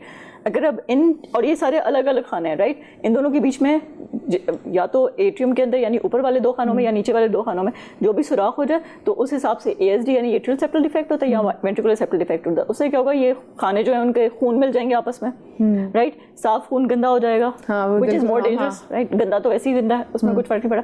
तो डिपेंड करता है, एक तो जैसे कि डॉक्टर साहब ने कहा कि किस एज पे प्रेजेंट कर रहा है, कौन से हिस्से में प्रेजेंट कर रहा है, उसका साइज क्या है, और साइज भी दिल के उस हिस्से में ऊपर है नीचे है कौन से टाइप का है, एंड देन उसके बाद फिर डिसाइड होता है कि अभी इसको छोड़ा जाए, फॉरेन ऑपरेशन कर दिया जाए, ये किस तरीके से पेशेंट कैसे प्रेजेंट करते हैं, उस हिसाब से फिर उसको ट्रीट किया जाता है। इसमें मैं ऐड करूँगी प्लीज़, ये बहुत इंपॉर्टेंट क्वेश्चन आपने किया था कि मेरे पास बहुत सारे आ रहे होते हैं और बाद में जब वो आते हैं, क्योंकि प्रॉब्लम में शुरू हमने देखा नहीं होता। जैसे मैंने अभी एग्जांपल दी कि अगर न्यूनेट है और हार्ट फेलियर और उसके सुराख है हार्ट फेलियर के साथ, that is an indication to close, ठीक है? मैं उसको कभी भी नहीं रखूँगी। बहुत सारे डिफरेंट डॉक्टर्स के पास से आ रहे होते हैं जो डॉक्टर्स कह रहे होते हैं कि ये तो बंद हो जाएगा, और अब वो पल्मोनरी हाइपरटेंशन के साथ है, अब मैं उसको कुछ भी नहीं कर सकती। तो बेहतर है कि आप स्पेशलिस्ट के पास जाएं। जैसे अब हमारे पास इतनी अवेयरनेस होगी, जैसे आपने स्टार्टिंग में किया, आपने कहा कि अब बहुत ज़्यादा पता चल रहा है कि जवानों के अंदर ही हो रही है, बच्चों के अंदर ये बीमारियां पहले से थी, हमेशा से थी, और वो रिपोर्ट नहीं हुए, लोग जाते नहीं थे डॉक्टरों के पास। अब अवेयरनेस ज़्यादा आ गई है, मीडिया इतना ज़्यादा हो गया, तो they started to talk about it. Now people go to specific people, please go to the specialist. Time जाने के, मैं चाहूँगी गालिब प्लीज़ ज़रा, हाँ आप जरा किचन काउंटर की तरफ चले जाएं। जिस तरह ये कह रही थी मैं सुबह छोटा सा, जहाँ एक तरफ है कि देर हो जाती है, दूसरा ये है PFO and PDA very common, ठीक है? इवन जब बच्चा पेट में होता है तब that is necessary for life, ठीक है? लेकिन जब ये परसिस्ट करता है तो मैं मेजॉरिटी मेरे पास जो है इस तरह के पेशेंट्स आ रहे होते हैं, बड़े परेशान होते हैं। डेफिनेटली आपको पता चल गया कि दिल में सुराख है। ये मेजॉरिटी में, जिस तरह एक मदर थी, वो मैं वापस आई तो वो वापस आई उसके दूसरे बच्चे के साथ, उसके साथ भी ये था, just followed her up, 2 years में PDA भी बंद हो गया, PFO भी बंद हो गया, सो नथिंग। सो ये भी चीज़ जो है ये कौन बताएगा, ये कौन उसको गाइड करेगा? डेफिनेटली एक स्पेशलिस्ट आपको गाइड कर सकता है, एक प्रॉपर डायग्नोसिस। एवरी सुराख इज़ नॉट समथिंग जो आप मुझे कहेंगे ना सुराख का क्या करना है, मैं देखूंगी, इको देखूंगी, ECG देखूंगी, फिर मैं जो ना डिसाइड करूंगी, बच्चा देखूंगी कि करना क्या है। सही जी गालिब। दिल की शरियानें बंद हो जाती हैं, इसके लिए हकीम सईद का एक बहुत अच्छा नुस्खा है जो कि बहुत सारे लोगों ने पहले भी मैं बता चुका हूँ बहुत दफ़ा, और ये बहुत सारे लोगों ने अपनाया और बहुत ज़्यादा उसका फ़ायदा हुआ। मैं सिर्फ एक चीज़ बोलूँगा, कोई भी रेमेडी करें डॉक्टर के पास ज़रूर जाए। आप साथ साथ रेमेडी कर सकते हैं। ख़ासकर मैं अपनी अगर बात करूं तो मेरी जितनी भी रेमेडीज़ अभी बता रहा हूं या वैसे भी बताता हूं, मेरी ये कोशिश होती है कि किसी भी रेमेडी का किसी डॉक्टरी दवाई से या किसी ट्रीटमेंट से कोई लड़ाई ना हो, कोई ऐसी चीज़ ना हो जिसकी वजह से कोई प्रॉब्लम आ रही हो, तो ये दवाओं के साथ लें। बट हमेशा कहता हूँ, चाहे वो शुगर हो, चाहे वो ब्लड प्रेशर हो, चाहे वो कोई दिल का इशू हो या कोई भी इशू हो, डॉक्टर के पास ज़रूर जाएं, मुआलिज के पास ज़रूर जाएं, उसके साथ साथ रेमेडीज़ अपनाएं। बहुत सारे लोग ऐसे होते हैं जो कि सिर्फ रेमेडीज़ पे चल रहे होते हैं और जब केस बहुत ख़राब हो जाता है तब डॉक्टर के पास जाते हैं और कहते हैं कि यार अब मैं क्या करूँ, तब उनके पास भी कभी कभी कुछ नहीं बचता करने के लिए। 1.5 गिलास पानी लेना है, 1 पान का पत्ता पूरा, ठीक है? ये किसी भी उसका हो वो लिया जा सकता है, जो बहुत सारे इसके वेरिएंट्स आते हैं, किसी भी वेरिएंट का हो वो ले सकते हैं। 1 पान का पत्ता, तकरीबन 1 इंच का टुकड़ा इसमें जो है वो अदरक का लेंगे, और पुदीने की तकरीबन 20 से 25 पत्तियां डंडियां समेत, मेरे पास डंडी इस वक्त नहीं है बट डंडी समेत, इसको 1.5 गिलास पानी में पकाना है। और जब पानी आधा रह जाए, तकरीबन पौना कप रह जाए, तो इसको छान कर पी लें।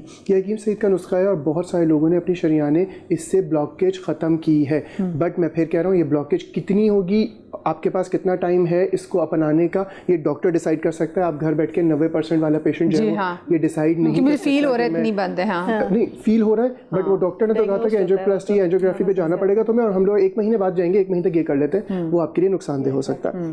तो सबसे इंपॉर्टेंट है कि आप किस तरह कर रहे हैं और क्या कर रहे हैं। अच्छा, ट्राइग्लिसराइड्स, कोलेस्ट्रॉल लेवल आजकल बहुत ज़्यादा बढ़ा है। उसका मेन रीज़न जो है वो जिस तरह मैंने कहा, हमारा तेल, हमारी खुराक और बहुत ज़्यादा मैदे से बनी हुई ग़िज़ाएँ भी एक बहुत बड़ा रीज़न है जो कि इसमें बेकरी प्रोडक्ट्स किरदार अदा करते हैं। हम खाते शौक से। सबसे पहले तो फास्ट फूड बिल्कुल कितना मज़ा आता है बच्चों को खाने में। हाँ। फास्ट फूड में कहीं पे भी चले जाए, मैदा लाजमी है या तेल लाजमी है, ये दो चीज़ें हैं।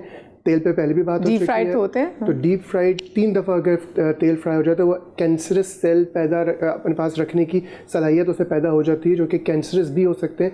वो ट्राइग्लिसराइड्स के लिए, कोलेस्ट्रॉल लेवल्स के लिए और दिल के लिए कितने बुरे हैं, जिगर के लिए कितने बुरे हैं, वो एक अलग बात है, बट वो कैंसरस भी है। तो उसको ज़रा देखना पड़ेगा कि क्या कर रहे हैं और हम क्या खा रहे हैं जिसकी वजह से हमारी बॉडी अलार्म देती है। अच्छा, इसमें मैं मको ले रहा हूँ तकरीबन 2 चाय के चमचे। अब इसको हम 10-10 ग्राम या 20-20 ग्राम भी कर सकते हैं। इसको 20 ग्राम मको समझ लें, 10 ग्राम अजवाइन देसी, कासनी, कासनी को इंग्लिश में चिकोरी कहते हैं, बहुत इजीली मिल जाती है, ये 10 ग्राम, और 10 ग्राम मुलेठी। ये एक सफ़ूफ बना लीजिए। ये ट्राइग्लिसराइड्स के लिए, लिवर डिटॉक्सिफिकेशन के लिए, कोलेस्ट्रॉल लेवल के लिए, और जिन लोगों को इनहेरिटेडली टीजी बहुत ज़्यादा बढ़ा होता है, ट्राइग्लिसराइड्स बहुत ज़्यादा बढ़ा हुआ होता है, वो उनके लिए बहुत अच्छी है। ट्राइग्लिसराइड बिल्कुल, तो उनके लिए बहुत अच्छी रेमेडी है। और ये पाउडर सुबह नाश्ते के बाद आधा चमचा और रात को खाने के बाद आधा चाय का चमचा लिया जाए तो ये बहुत ज़्यादा फायदा। यूजुअली जिन लोगों को थायराइड होता है उनको ज़्यादा भी मैंने देखा है ट्राइग्लिसराइड्स उनके भी काफ़ी ज़्यादा बड़ा होता है। पॉसिबल है, एक रीज़न हो सकता है वो, बट ज़रूरी नहीं कि सिर्फ इन दोनों का कॉम्बिनेशन ज़रूरी नहीं है। ज़रूरी नहीं है बिल्कुल भी। बहुत सारे ऐसे लोग हैं जिनका इनहेरिटेड है। मैं एक साहब को जानता हूँ जिनका टीजी 800 है, जो कि 150 से कम होना चाहिए। उनका कोलेस्ट्रॉल 180 है विदाउट एनी मेडिकेशन, बट उनका ट्राइग्लिसराइड्स बढ़ा हुआ है। एक रिसर्च मैंने पढ़ी थी जो कि बहुत सारे लोग इस पर एग्री करते हैं, बहुत सारे नहीं भी करते, लेकिन मेरे मुशाहिदे में यही है कि ये सही हो सकती है काफ़ी हद तक। जो लोग मैदे का बहुत ज़्यादा इस्तेमाल खासकर नाश्ते में करते हैं, उनका टीजी लेवल हमेशा बढ़ा हुआ आता है। बहुत ज़्यादा मैदा जिसमें ब्रेड आ गई, पापे आ गए, नान खाओ, रोज़ सुबह नान चने खाओ, हलवा पूड़ी खाओ, ये तो संडे की चीज़, संडे तो खा सकते हैं, संडे तो खा सकते हैं। वो एक साहब थे, वो कहते थे कि फ्राइडे को बिरयानी और संडे को हलवा पूरी ना हो तो हफ्ता पूरा नहीं होता। बहुत शुक्र है इधर में निहारी नहीं ऐड कर ली। ये देखा वो बनी भाई कह रहे बात सही करे, अब क्या करें। हाँ, हम भी खाने पड़ जाते हैं बनी भाई। और आज महीना भी अभी रजब कैसे चल रहा है ना, कि उसमें हमने बड़ी न्याज़ी भी खाई सारी। हाँ, अच्छा, दूसरी चीज़ अगर अर्ज़ करूँ तो एक कहवा है जो कि घर पे लिया जा सकता है, जो कि हार्ट हेल्थ को भी बेहतर रखता है, जो कि लिवर हेल्थ को भी बेहतर रखेगा, और इसके साथ साथ जो है वो आपके कोलेस्ट्रॉल लेवल और टीजी लेवल्स को भी बेहतर रखेगा। कहवों और ये चाय की कितनी अहमियत है। आप देखिए, आप टर्की में चले जाएं, आप जापान में चले जाएं, चाइना में चले जाएं, ऐसे बहुत सारे कंट्रीज़, उन्होंने कहवों को और डिफरेंट टीज़ को हिस्सा बना लिया अपनी ज़िंदगी का। और हमारी बदकिस्मती है कि हमने चाय को अपना हिस्सा बना लिया। बात काट रहा हूँ, हुंजा में एक स्पेशलिटी आती है, बहुत सी चीज़ आती हैं जो मुख्तलिफ चीज़ों के लिए बहुत अच्छी है। ये किसी को पता नहीं है। मुझे कैसे पता चला, क्योंकि I am working in UAE, मुझे वहाँ इंडियन ने बताया कि मुझे हुंजा से टी मंगवा के दे। मैंने कहा आपको किसने बताया? क्या आपको नहीं मालूम? देन आई इन्वेस्टिगेट, मैंने उसको मंगवा के दी। तो इन आर कंट्री स्पेशली ऐसी चीज़ें हैं कि हम वहाँ से वो टी की स्पेशलिटी क्या है? उसकी स्पेशलिटी एक तो जैसे इन्होंने बताया ना कि जैसे कहते हैं एंटीऑक्सीडेंट, जी इस तरह की, और कुछ कहते हैं कि डॉक्टर साहब क्योंकि वहाँ पे ना इतनी हर्ब्स जो ग्रो की है, ठीक है, वो अल्लाह की तरफ से खुद रो। बहुत सी उसकी अफादियत हैं, बहुत सी चीज़ें उसमें यूज़ कर रहे हैं। अक्सर लोग उसमें कर रहे हैं, अज़मा में यूज़ कर रहे हैं लोगों को, जो मुझे पता चला। लेकिन जब तक कोई तहकीक ना हो तो उस पर हम कमेंट नहीं कर सकते। लेकिन वी हैव ऑलरेडी, हम हमेशा कोट करते हैं इंटरनेशनल। तो मुझे एकदम हुआ कि नहीं, वाई नॉट, वी हैव। बिल्कुल बिल्कुल बिल्कुल। असल में वो ना घर की मुर्गी दाल बराबर वाली डॉक्टर साहब वो बात हुई है। हाँ, लेकिन स्टिल ये जो जितनी रेमेडीज़ हैं, सब चीज़ें हैं, मेडिकल साइंस मांगती है एक डेटा स्टैब्लिश्ड, ठीक है, दैट शुड बी डन। ऐसी चीज़ें हमें करनी चाहिए, प्रमोट यूज़ करनी चाहिए, लेकिन एक स्टडी कर ली जाए। हम अपनी चीज़ों पर बहुत स्टडी करते हैं, तभी में भी चाहिए कि स्टडी करें कि प्री एंड पोस्ट क्या उसकी इन्वेस्टिगेशन थी। इवन किडनी स्टोन्स, अक्सर लोग कहते हैं यार छोड़ दो, नेफ्रोलॉजिस्ट के पास नहीं आना, यूरोलॉजिस्ट के पास नहीं आना, वो तुमने ये देखी है बॉटल, ये पी लो, इसमें ये वो ये वो यूज़ कर लो, ठीक है, उस ट्रायल का जो भी है वो तो हमारी वो है दूसरी एलोपैथिक, जैसे होम्योपैथिक मेडिसिन आती हैं, तो वो लोग यूज़ करते, अच्छा हो गया, पेन आपका हो गया, आप नॉर्मल बिल्कुल, अरे बिल्कुल ठीक हो गया। अब ये नहीं पता कि उसने कितना डैमेज कॉज करना है बाद में, क्योंकि बैक फ्लो ऑफ यूरिन जो है उसकी वजह से आपका जो किडनी पे इफेक्ट है वो कितनी इफेक्ट हुई, आपका क्रेटिनाइन बनने शुरू हो गया, आपके इलेक्ट्रोलाइट्स इम्बैलेंस हो गए, बाद में जाके जब उसी तक पता चलते हैं जब ईआर में लैंड करते हैं आप, तो पता चला वो था। लेकिन आपने प्री एंड पोस्ट कोई चीज़ की नहीं। तो जो भी यूज़ करें, चाहे अजवा खजूर का हो, हम उसका वो नहीं है, we do, believe in that, लेकिन प्री एंड पोस्ट इन्वेस्टिगेशन होना बहुत ज़रूरी है। अच्छा And सर, that- खजूर की बात की, डॉक्टर साहब वैसे मेडिकल साइंस क्या बताती है कि खजूर हार्ट हेल्थ के लिए कितनी अच्छी है?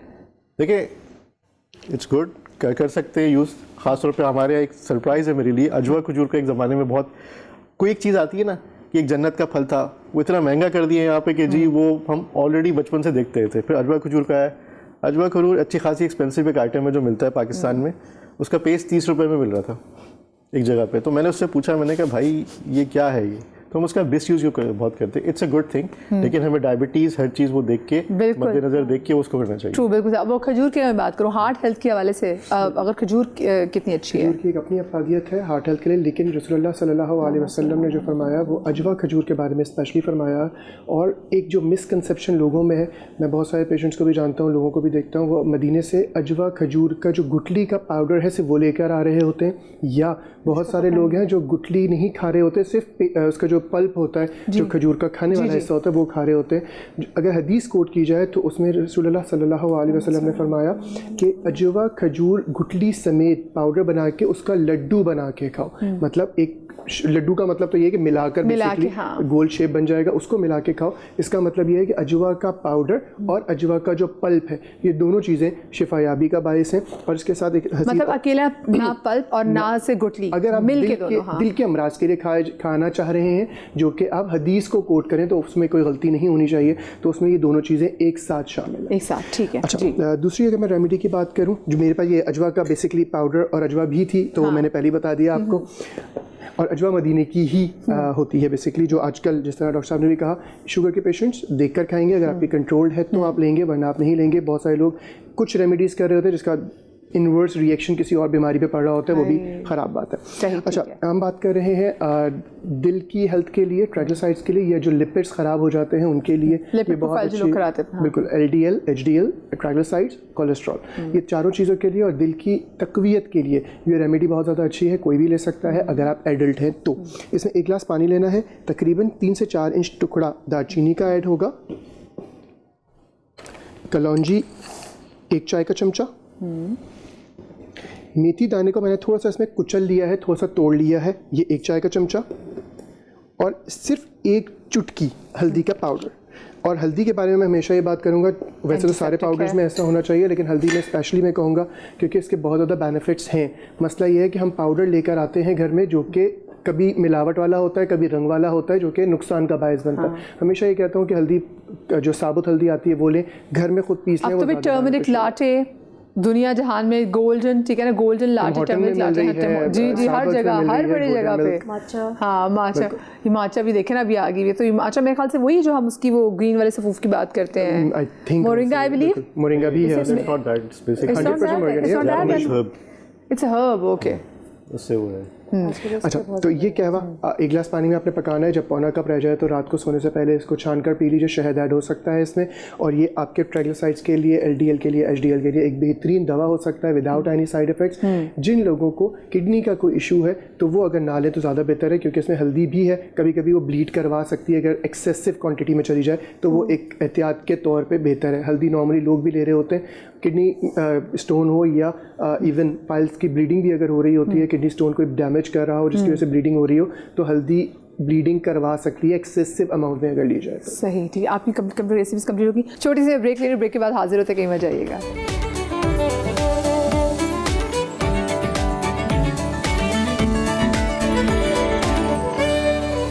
जी जनाब, welcome back after the break. Heart health के वाले से हम बात करें, वो कहते हैं कि दिल होना चाहिए जवान उम्र चकी रखे, लेकिन अब दिल को जवान कैसे रखना है ये बड़ा मैटर करता है।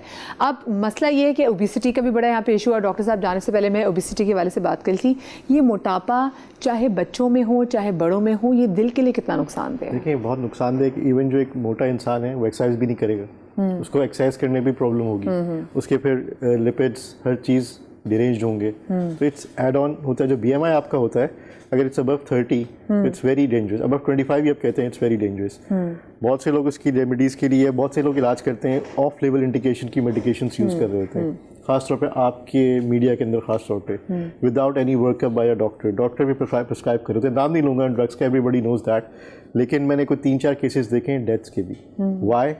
उनको टैकीकार्डिया था, उसमें वो ड्रग नहीं दे सकते, उनके थायराइड के जो लेवल्स थे वो ठीक नहीं थे, तो हम लोग बहुत चीज़ें यूज़ कर रहे होते हैं इस चीज़ के लिए। ओबेसिटी का देखें मेन चीज़ ये है कि आपको कार्बोहाइड्रेट्स इस पे कट डाउन करना है, आपको एक स्पेशल मतलब है कि आपको मतलब है एक टाइम रखना है एक्सरसाइज का, portion size of the meal है उसको स्प्लिट करना है, तो हम अचीव कर सकते हैं। ये जो हम शॉर्टकट्स ढूंढते हैं ना, वो चीज़ें सही नहीं है, खासतौर पर ड्रग्स पे। उसके अलावा बहुत से मेथड्स हैं, लोग बैटिक सर्जन्स के पास भी आते हैं for liposuction and things like that. वो समथिंग दैट इज डॉक्टर साहब आजकल वो जो क्योंकि इंसुलिन के हवाले से बात हो रही थी, तो वो इंजेक्शन भी जो आ गए हैं वैसे तो वो डायबिटीज़ के पेशेंट्स के लिए हैं, लेकिन लोग उसको अपनी भूख को सप्रेस करने के लिए as a weight loss tool भी इस्तेमाल कर रहे हैं। उनका बताया उसका क्या इम्पैक्ट है हमारे हार्ट पे? उसका पाकिस्तान में इम्पैक्ट ये है कि बहुत ज़्यादा बिक रहे हैं और बहुत से फिजिशियंस उसको बगैर किसी तहकीकात के दे रहे हैं ऐसे पेशेंट्स को जिसको अल्टीमेटली बहुत नुकसान हो रहा है। एक नहीं तो दूसरा स्विच ऑन कर देते हैं। अमेरिका में लॉ सूट्स फाइल हुई हैं, आप जाके सिर्फ गूगल पर लिखिए लॉ सूट्स अगेंस्ट फला फला इंजेक्शन, तो आपको अच्छी खासी चीज़ें मिल जाएंगी आपको। तो हर एक की लिमिट FDA ऐसे अप्रूव नहीं करता। FDA ने आई डोंट थिंक सो कि ओबेसिटी के लिए इतनी इस लेवल पे किया है कि हर एक को उठा के दे दें आप। There is limitation to everything. तो हमें उस चीज़ को फॉलो नहीं करते, हम हर चीज़ का बहुत ही गलत बेजा इस्तेमाल करते हैं और अल्टीमेटली क्या होता है, पेशेंट इफेक्ट हो रहा होता है। तो वो एक हमारी वो चीज़ें वो काफ़ी हैं। उसको अगर है इंडिकेटेड है किस उस पर दिया हुआ है, ओबेसिटी में दिया हुआ है, उसके पैरामीटर्स क्या थे और उसका जो वर्कअप था, ब्लड वर्कअप या जो भी था वो क्या था, वो नहीं किया आपने तो आप कैसे दे सकते हैं?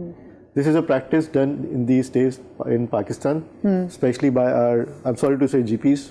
आप पे ब्लेम नहीं कर रहा, लेकिन हमारे यहाँ प्रैक्टिस हो रही है कि जी उसके पास गए वो डॉक्टर साहब ये दूसरा हमला कर रहे हैं आप शोमैन पे। नहीं ये मैं देख रही हूँ डॉक्टर साहब। मैं बताऊँ इसमें देखिए इनका कसूर नहीं है बेसिकली, क्योंकि देखिए हम लोग खुद कहते हैं इस बात को कि पूरी दुनिया में जो है आपका जितने भी हेल्थ सिस्टम्स हैं वहाँ पर GP has the main role, लेकिन हमारे यहाँ जैसे और चीज़ एक्सप्लॉइट की, इस तरह GP-शिप को भी एक्सप्लॉइट किया है। आप किनको GP कहते हैं? जो नॉर्मल क्लिनिक्स खोल के बैठे हैं वो सिंपल MBBS हैं, they are not proper doctors, और उनकी क्लिनिक्स चल रहे हैं क्योंकि वो दवाइयाँ पसंद की दे रहे हैं। How shock you are.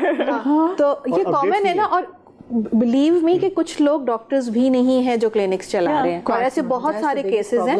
उन्होंने बहुत बदनाम किया है और अब जाके पाकिस्तान उस चीज़ को रियलाइज़ कर रहा है, क्योंकि देखिए एक तो patient burden tertiary care hospital से बहुत कम करते हैं। बेसिकली जो GPs है ना, अगर अभी भी स्टार्ट किया ना फैमिली मेडिसिन तो बड़े हॉस्पिटल्स के साथ किया, टर्शरी केयर के साथ, जबकि हमें कम्युनिटी में बीच में बैठना है।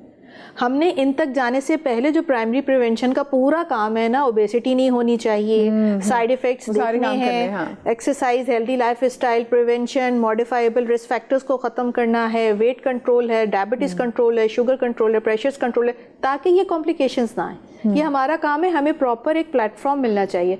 और जैसे अपडेट की बात कर रहे थे, अब बिल्कुल अपडेट होना चाहिए। अभी भी कुछ लोग जो ओल्ड प्रैक्टिस के हैं, स्कूल ऑफ थॉट्स के हैं, वो ऑर्थोडॉक्स है, वो नहीं मानते।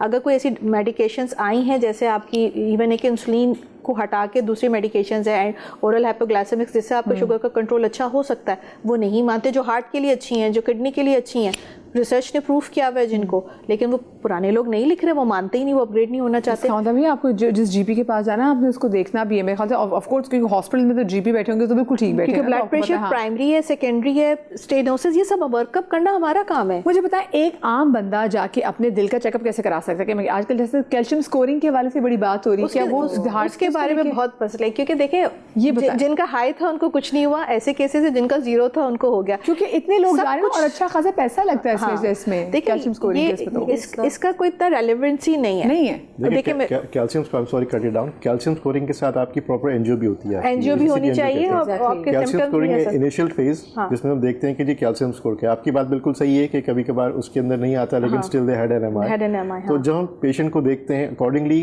We should go for a complete.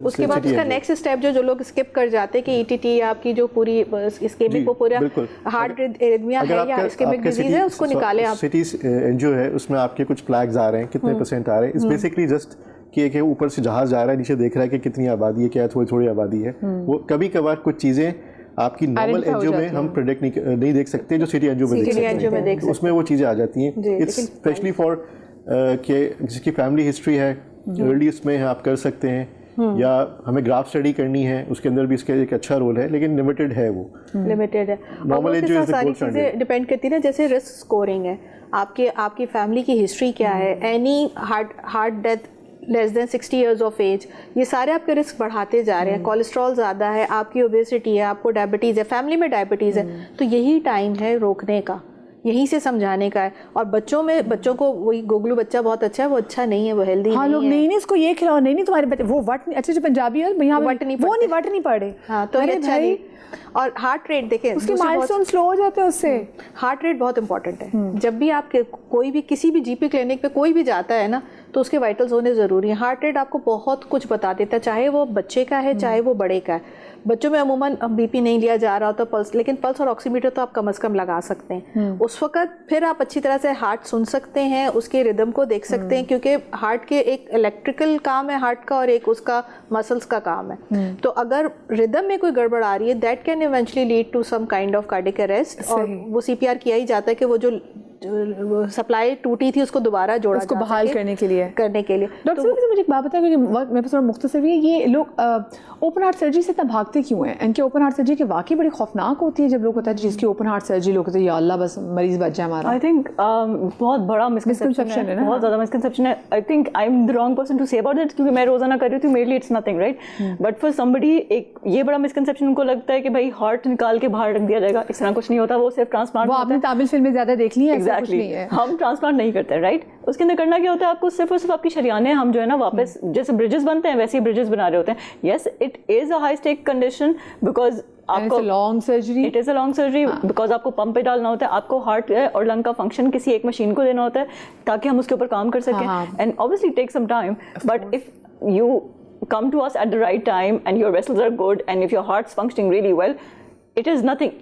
The percentage किसी की भी कोई भी कॉम्प्लिकेशन होने की ऑफ अ नॉर्मल कैबेज, मेरा कैबेज अगर करें तो उसके अंदर पूरी दुनिया में सिर्फ 1% है ऑफ हैविंग एनी कॉम्प्लिकेशन, ठीक है? मगर हमारे पास जब मरीज आते हैं अमूमन ऐसे वाले भी आते हैं कि 1% जिनकी कॉम्प्लिकेशन रेट हो, मगर हमारे पास अमूमन मरीज आ रहे होते हैं कि उनका हार्ट का फंक्शन 20% रह गया है, उनके फेफड़े पूरे फ्लडेड हैं पानी से, उनकी सारी शरीयाने उनके ऊपर मल्टीपल स्टेंट्स हो चुके हैं या देयर इज नो स्पेस और या कंप्लीटली कैल्सिफाइड हैं। तो ऑपरेशन ऑब्वियसली बात है वो 1% से रिस्क इंक्रीज हो गया 50%, 40% हो चुका होता है। एंड देन उसके बाद फिर व्हेन वी टेल के, तो लोगों को ना वो याद रह जाता है जो नॉर्मल कैबेजेस जो फिर रहे हैं अभी दुनिया के अंदर, जिनके बाईपास हुए हैं और सही हैं, they're okay, they're perfectly well because and it is a very safe surgery if you come to the doctor the right time. हाँ, एक छोटी सी मुझे यहाँ पे ब्रेक लेनी है, ब्रेक के बाद हाजिर होते हैं, कहीं मत जाइएगा।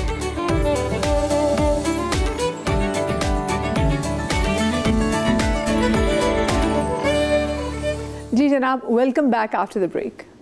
बच्चों में जो ओबेसिटी बहुत ज़्यादा है वो कितना CVDs को बढ़ा रहा है, यानी कि cardiovascular disease? That's the biggest problem. एक तो अच्छा बच्चों में सबसे बड़ा प्रॉब्लम सिर्फ ये नहीं है कि oral intake, there can be a genetic cause, ठीक है? फैमिलियल हाइपोकोलेस्टेरोलेमिया एक बहुत बड़ा कॉज है और ये ना सिर्फ MI कराता है यंग एज में, बल्कि बच्चों की जो शरियाने हैं, क्योंकि मैंने उनकी CTN जो चीज़ें देखी हैं वो भी इफ़ेक्ट हो जाती हैं।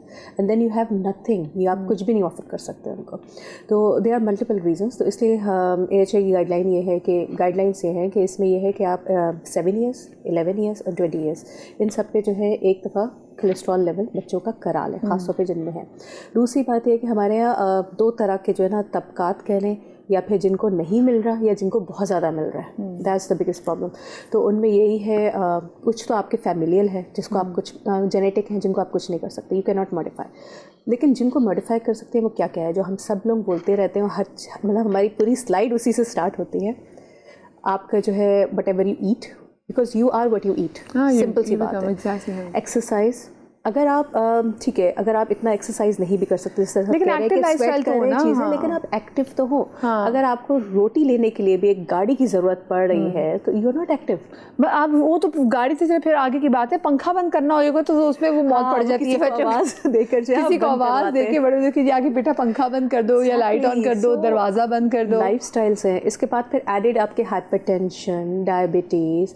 अच्छा, हाइपरटेंशन डायबिटीज़ उस वक्त प्रॉब्लम करते हैं when they are not controlled, जो हम लोग बात कर रहे हैं ना, ये दवाइयाँ, ये चीज़ें। इवन अगर हम सबसे पहले कहते हैं हाइपरटेंसिव को they should weight loss. Weight loss में क्या फ़र्क पड़ता है, आपका 5 to 10 mm डिक्रीज़ हो जाता है ब्लड प्रेशर्स में, जो कि मतलब रिसर्च से साबित है, ठीक है? So if you decrease weight, keep your sugars in control, तो आप एक नॉर्मल लाइफ गुजार सकते हैं, ठीक है? इट कैन नॉट बी मतलब 100%, but it can be close to that. So आपने इनको कंट्रोल में रखना है। वैसे क्या फूड है, मैं चाहती हूँ कौन सा फूड जो है वो हार्ट की हेल्थ के लिए बहुत अच्छा है? सारे fast food should not be there. लेकिन अच्छा कौन सा मुझे बताएं। हाँ, फास्ट फूड से निकल गए, अच्छा अच्छी क्या चीज़ है? ऑल दीज हमारे पास जो एक्चुअली हम लोग बच्चों में क्या करते हैं, हम लोग एक प्लेट बनाते हैं, that's like a normal plate, जिसमें हम लोग जो है उसको 4 में डिवाइड करते हैं and every portion should have a part. Like आपका रोटी दाल रोटी चावल, that should be one part, not the whole plate. ठीक है, आपकी पल्सेस है, दाल है, प्रोटीन है, that should be one part, fruit should be one part and आपके salad should be one part. So आप एक प्लेट को डिवाइड करें 4 में बनिस्बत कि आप पूरी प्लेट बना दें उसको। So this is how you, मतलब इवन डायबिटिक्स को भी इसी तरह बताते हैं कि this is portion control, right. हाँ, ठीक है ना। और बच्चों में भी हम लोग इसको कहते हैं फूड प्लेट। फूड प्लेट, ठीक है ना। डॉक्टर साहब आप क्या सजेस्ट करेंगी? मैं देखिए सबसे पहले तो starting from the very young age आपका लाइफ स्टाइल, उसमें डाइट और उसमें एक्सरसाइज का बहुत बड़ा पार्ट होना चाहिए। हम वॉक की बात करें, डॉक्टर साहब ने भी थोड़ा सा बताया था, बेसिकली हम जो हमारे वर्ड्स होते हैं कि आपने हाफ एन आवर की walk, brisk walk 30 minutes 5 days a week, यानी 150 मिनट्स आपके होने चाहिए जिसमें आपकी धड़कन बढ़े और आपको पसीना आए, दैट इज़ द वॉक।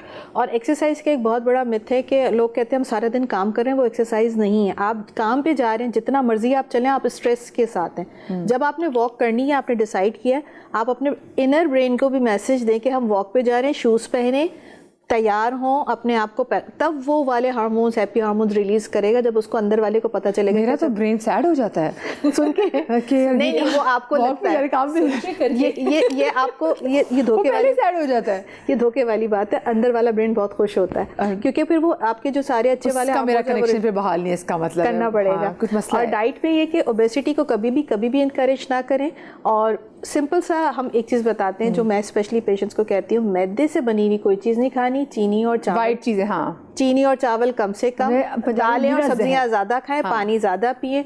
और उसके अलावा जो फैमिली में हम लोग जब हिस्ट्री लेते हैं ना तो रिस्क असेस कर लेते हैं, तो उनको स्पेसिफिकली एड्रेस करते हैं। फॉलोअप पे ज़रूर को रखें अपने आप को, अगर आपको कोई क्रॉनिक डिजीज़ है।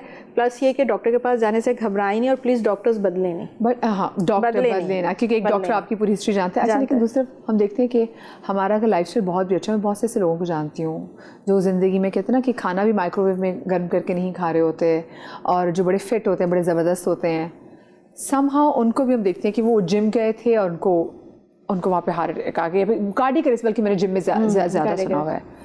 ये क्या रीज़न है वैसे? तो जैसे स्टार्ट में आई थिंक समबडी सेड के मॉडिफाइबल और नॉन मॉडिफाइबल रिस्क फैक्टर्स होते हैं। मॉडिफाइबल वो होते हैं जिनको हम चेंज कर सकते हैं, नॉन मॉडिफाइबल वही जीन्स हो गए, फैमिली हिस्ट्री हो गई। हाँ, तो अब अगर आपकी फैमिली हिस्ट्री स्ट्रॉन्ग है और चले, और फिर जिम भी तो लोग लेट स्टार्ट करते हैं।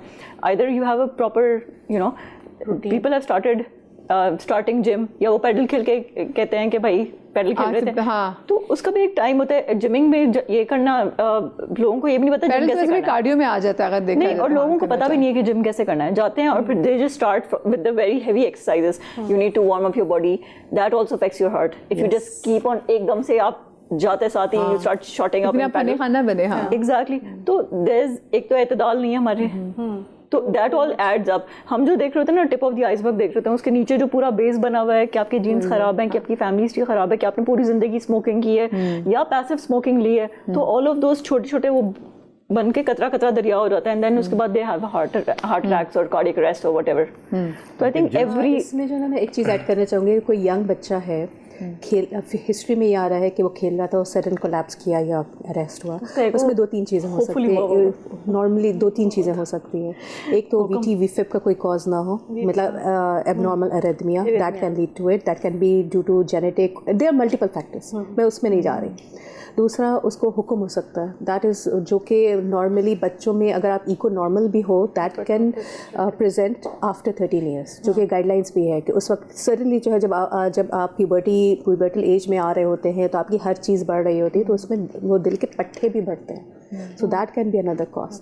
थर्ड जो है, फिर आपका जो है AS है, देयर इज मतलब जो आपका वाल्व, जिस तरह हमने बात की थी, तो वाल्व वो वाला जो लेफ़्ट साइड पे है, हो सकता है वो मिनिमल था शुरू में, इतना ज़्यादा नहीं है, वक्त के साथ वो बड़ा है, now that is presenting. These are causes जिसमें आप फिर सोचते हैं कि फेमिलियल भी होगा, कोई पता चला हुआ कोई अंकल थे वो भी इसी तरह मरे हैं, something. So these are so many things. Underline सही है, then that can be another cause. अगर अंडरलाइन ये चीज़ें नहीं है, then these can be the cause, जो कि पता ही नहीं चलता एंड मिस हो जाते हैं। सही। लेकिन जिम्स का भी कुछ एक होना चाहिए criteria before admitting a patient तो नहीं कहूँगा, सॉरी, क्या कहते हैं, जो भी क्लाइंट है, जो भी है वो आ रहा है, उसका वर्कअप मांगना चाहिए इनको। बाहर के मुल्कों में ऐसा नहीं होता, लाइसेंस्ड होते हैं, उनसे पूछा जाता है कि आपका एक ECG या कोई आपको डिजीज़ है पता होना चाहिए। और जो हमें जिनके अंदर ट्रेनिंग होती है, जो आप उसको कहते हैं कि जी हाई प्रोटीन शेक्स और ये सब चीज़ें, पता ही नहीं है उसका क्या पैथोलॉजी है, केमिस्ट्री है, क्या है, कुछ नहीं मालूम, तो उसकी वजह से चीज़ें होती हैं। तो जितनी गवर्नमेंट वेट इंक्रीज करना चाहिए, वो तो डायरेक्ट इतने हैवी वेट्स पे चले जाते हैं। तो सिंपल आपके बाजू का जो है वो मायोकार्डियल जो अरेस्ट होता है वो आपकी मसल वीकनेस की वजह से भी बाजू का हो जाता है। अब आजकल तो बच्चे ड्रग्स में भी काफ़ी है, और वो कहते हैं कि अपनी माइंड की कैपेसिटी बढ़ाने के लिए, लर्निंग कैपेसिटी को बढ़ाने के लिए हम देखते हैं कि बच्चे भी ड्रग्स कर रहे हैं, यूनिवर्सिटी में ड्रग्स हो रहे हैं, मेडिकल कॉलेजेस में जो है वो ड्रग्स हो रहे हैं। ये कितना लीड करता है इन तमाम तरह बीमारी की? It's a very add on thing, के मतलब है कि बहुत ज़्यादा करता है ऐसे बच्चे जो जिससे कहते हैं दिमाग के तौर पे मफलूज हो गए ये ड्रग इस्तेमाल करके, उनका कोई वो नहीं है, लाइफस्टाइल नहीं है, तो डेफिनेटली उनकी पूरी बॉडी पे इफेक्ट होगा, बॉडी की सर्कुलेशन पे इफेक्ट होगा, हार्ट पे इफेक्ट होगा, एवरीथिंग। उनका कोई खाने का टाइम नहीं है, कोई कुछ नहीं है, कोई चीज़ें बढ़ रही हैं, कम हो रही हैं बॉडी में, they don't know. I think gyms पे स्पेशली कह रहा था कि मैं जैसे गवर्निंग बॉडीज़ बनी है बहुत सब चीज़ों के लिए, ड्रैप है, XYZ ये है, हमारा PMDC है, सब चीज़ें हैं, एक इनके ऊपर भी होनी चाहिए। हर एक को नहीं अलाउ करना चाहिए कि जिम खोल के बैठ जाए गली गली में खुले में। अच्छी बात है, प्रमोट करना चाहिए, लेकिन दे शुड बी लाइसेंस्ड, कि उनको पता होना चाहिए कि किसको हमने एडमिशन देना है फॉर दिस प्रॉपर क्राइटेरिया, ताकि फिर ये चीज़ें ना हों। तो जब हम चीज़ें जा रहे हैं, हम लोग माशाल्लाह शहर के अंदर अच्छी चीज़ें कर रहे हैं, कैमराज लग गए हैं, वो चालान हो रहे हैं, सब चीज़ें हो रही हैं। तो डॉक्टर साहब आपने जैसे चालान बोला, आपको चालान अभी तक हुआ तो नहीं? अब पता नहीं, चेक करेंगे तो पता चलेगा। डॉक्टर ने चालान बड़ा कोट किया, ये एथलीट्स में भी एथलीट्स हार्ट होता है, that is also a problem, क्योंकि आप अपनी कैपेसिटी को बिल्ड करने के लिए जो होता है इनकी एनुअल स्क्रीनिंग होती है, ठीक है, जो अनफॉर्चुनेटली हमारे पास नहीं होती, उनको पता भी नहीं होता, they are taking everything but they don't know if it's affecting their heart और not. So this is something that आप कुछ ऐड करना चाह रही हैं वैसे? क्योंकि समझा कि आप बाकी अपनी बहुत सारी जगहों पे अपनी कैपेसिटी को बढ़ाने के लिए आप ऐसे बहुत सारे ड्रग्स लेते हैं, जैसे हमने एथलीट्स की बात की, एंड इट्स अ क्राइम। बाहर तो उसको बहुत बड़ा क्राइम समझा जाता है, आई एम श्योर कि यहाँ पे भी एग्जैक्टली वैसी चीज़ें हैं। खैर बात जनाब सिर्फ इतनी है कि जो दिल है ना, ज़िंदगी में सब जो लोग हैं ना वो बाद में आएंगे। सबसे पहले आपका दिल ही, आपको कोई मसला होगा ना तो दिल ही आपको बचाने के लिए आएगा। आप स्ट्रेस में हो, आपको किसी ने धोखा दे दिया हो, आप किसी सीवियर डिप्रेशन में हो, या कोई बहुत ही बुरा आपका हार्ट ब्रेक हो, बड़ा ज़रूरी है कि आपका दिल जो है ना वो मजबूत हो, कि वो कोई भी ऐसी चीज़ हो, आपका एनवायरमेंटल कोई भी फैक्टर हो, उसको बर्दाश्त कर ले। इसके लिए आपका दिल और दिमाग दोनों को राइट प्लेस पे भी होना और उनका मजबूत होना बहुत ज़्यादा ज़रूरी है। आप सबका बहुत ज़्यादा शुक्रिया, आप लोग शाद रहिए, आबाद रहिए, अल्लाह पाक आपको लाती गम से महफूज रखे। ज़िंदगी तो आपसे कल मुलाकात होगी। अल्लाह हाफ़िज़।